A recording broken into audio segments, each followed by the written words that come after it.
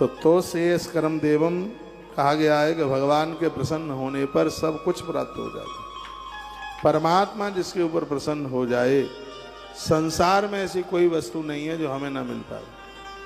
तो ऐसे काम कीजिए जिससे भगवान प्रसन्न हो। लिंगम शिवम तथा पुष्पम अखंडम तंडुलम तथा। भगवान के ऊपर कभी टूटा हुआ चावल नहीं चढ़ता, अखंड शब्द लिखा है। भगवान के ऊपर पानी में डूबता हुआ फूल नहीं चढ़ाया जाता।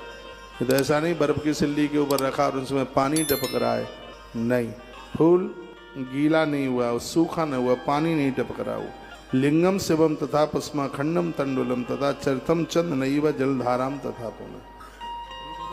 उस महारुद्राभिषेक की बहुत बड़ी महिमा सुन लीजिए। जहाँ जिस पिंडी पर चंदन लगा हुआ है, उनके ऊपर बेलपत्र चढ़े हैं, फूल चढ़े हैं, नैवेद्य रखी है। इसलिए आप देखते हैं कभी जब अभिषेक करते हैं तो सबसे पहले पंचोप या षोडशोपचार से उनकी पूजा की जाती है। ऐसा अभिषेक कभी भी मत कीजिए कि भगवान शंकर जी आपने जगाए और परात में बिठाया और सीधा अभिषेक शुरू कर दिया, नहीं। शिव महापुराण में इसके लिए निषेध है।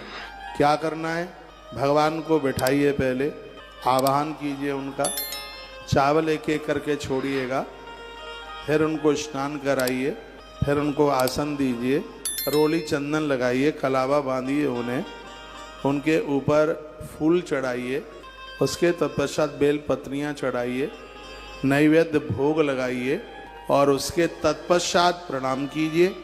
उसके बाद अगन्यास करन्यास कीजिए, फिर श्रृंगी का पूजन कीजिए और उसके तत्पश्चात फिर महारुद्राभिषेक कीजिए। अभिषेक होने के बाद में फिर उनको नहला धुला करके फिर उनके ऊपर ये संपूर्ण चीज़ें चढ़ाइए। 16 उपचारों से फिर उनका पूजन कीजिए। उसको जो लास्ट में पूजा होती है उसको उत्तर पूजा कहते हैं। तो उसी बात का वर्णन किया गया। लिंगम शिवम तथा पुष्पम अखंडम तंडुलम तथा चर्चितम चंदनैव जलधारा तथा पुनः। भगवान को जिस समय चंदन भी लगा हो, उनके ऊपर चावल भी चढ़े हुए, फूल भी चढ़ा हुआ हो, उसके बाद क्या, जलधारा तथा पुनः, उसके बाद जलधारा के द्वारा आप शिव का अभिषेक करते हैं।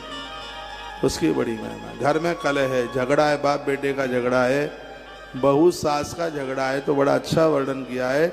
उस जल में कुछ भी मत डालिए, सीधा दूध भी मत डालिए उसमें, सिर्फ जल से ही भगवान का महारुद्राभिषेक पूरा करें। जो भी चीजें आपने उसमें मिला ली हैं तो तत्काल उसका परिणाम कुछ प्राप्त करने के लिए हो जाएगा। जैसे आपने तेल मिला लिया, उसमें अभिषेक किया